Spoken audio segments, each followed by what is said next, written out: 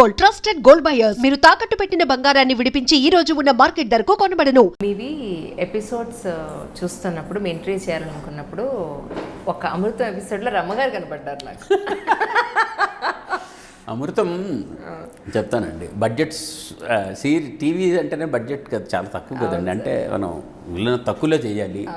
ఆర్టిస్టులు పిలిస్తే ఇప్పుడు ఉన్నమాట చెప్పాలి అని అంటే ఒక రీజనబుల్ ఆర్టిస్ట్ అందంగా కనపడి ఒక ఫీమేల్ ఆర్టిస్ట్ని రప్పించాలని అంటే మాకు 1000 rupees per day each thing. అప్పట్లోనే మామూలు 500 అంటే మనకు తగ్గ రిఫైన్డ్ ఫేసెస్ రావటం కష్టం అండి.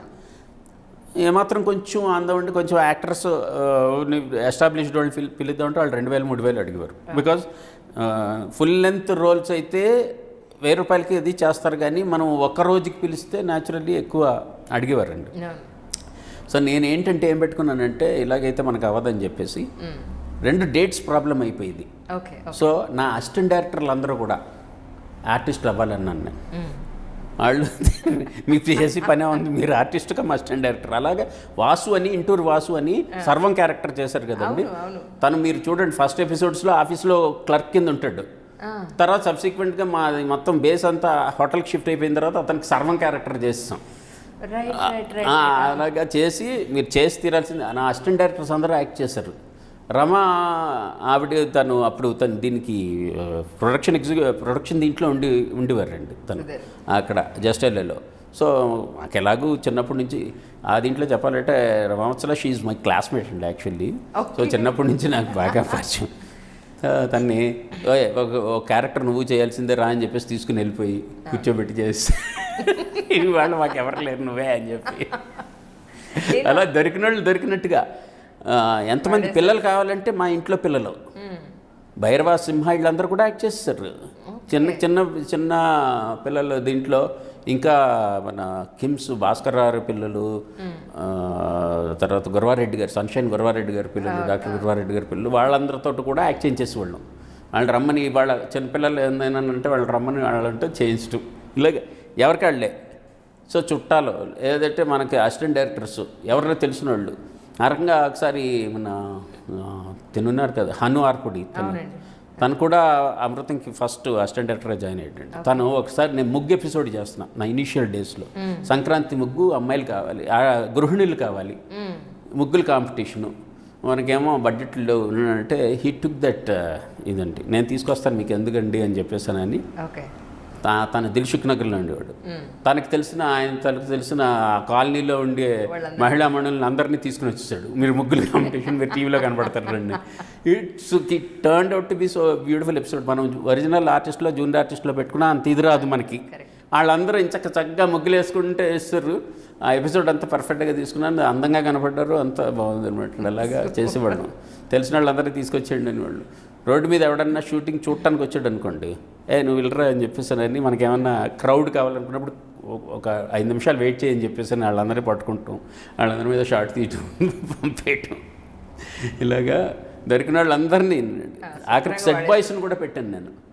సెట్ బాయ్స్ వీళ్ళందరూ చిన్న చిన్న క్యారెక్టర్లకి వచ్చే దీనికి నువ్వు ఇటురా అని చెప్పేసానని ఇది చెయ్యి అంటే అది చేయటం, డైలాగ్ చెప్పడం, వెళ్ళిపోవటం. It use be so funny. So Amrutham సెట్లో ప్రతి ఆర్టిస్టే. అలా కాస్ట్యూమర్స్ దగ్గర నుంచి మేకప్ వాళ్ళు అందరినీ ఆడేసాం. రమ్మగారు అక్కడ చూసాక తర్వాత గుర్తొచ్చింది మేము యాక్చువల్లీ ఒక ఎపిసోడ్లో అయితే రండి రాము అని కెమెరా తను చేసేవాడు, షాకుమూరి రాము అని. నువ్వు ఆన్ చేసేయి, ఇది ఫిక్స్డ్ షాట్, నువ్వు ఇటు వచ్చి నిలబడు అని చెప్పని కూడా ఫోకస్ ఫిక్స్ చేసే నువ్వు ఇటు రా అని చెప్పేసి మాకు కావాలి మనుషులు మరి. సో కెమెరామెన్ కూడా యాక్ట్ చేయించాను. రాఖీ ఎపిసోడ్ అని ఉంటుంది, అందులో చేయించాను.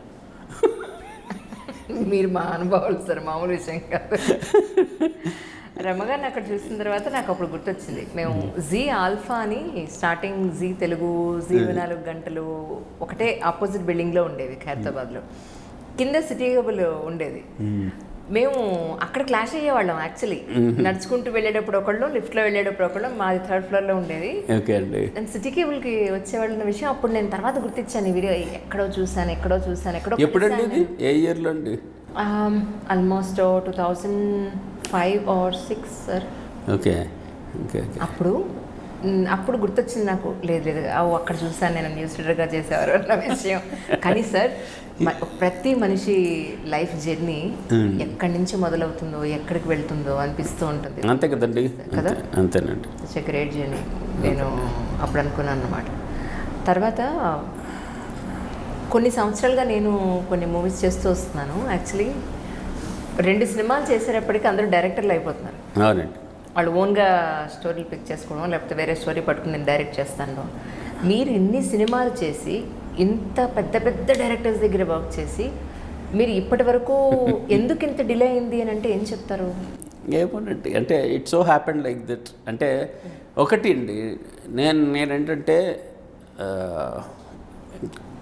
కథ విషయంలో నేను కాంప్రమైజ్ అవునండి. నేను అనుకున్నది చేసే వీలు ఉండాలి. నా ఫస్ట్ ఇదే. నేను ఏమనుకున్నా అంటే, నేను అసిస్టెంట్ డైరెక్టర్గా నా స్టింట్ అయిపోయిన తర్వాత రాఘవేంద్ర గారి దగ్గర నేను ప్రొడక్షన్లో జాయిన్ అవడానికి కూడా ఏంటంటే, మనం డబ్బులు సంపాదించి మన సినిమా మనమే డైరెక్ట్ చేసుకోవాలి. అప్పుడు నో పర్సన్ వుడ్ ఇంటర్ఫియర్ అన్న ఉద్దేశం అనమాట. డబ్బులు సంపాదించుకోవాలి, సినిమా చేయాలి అనేది. సరే, సబ్సిక్వెంట్గా కుదరలేదు. అందులో ఒక ఎదురు దెబ్బ తగిలింది. తర్వాత అసిస్టెంట్ డైరెక్టర్గా ఇది చేసిన తర్వాత I was suppose to do ఒక సినిమా అప్పుడే చేయాలి. ఇది అమృతం సినిమా కూడా చేద్దామని అని అనుకున్నామండి. కానీ కుదరలేదు. అప్పుడు వాళ్ళ కారణాల వల్ల కుదరలేదు.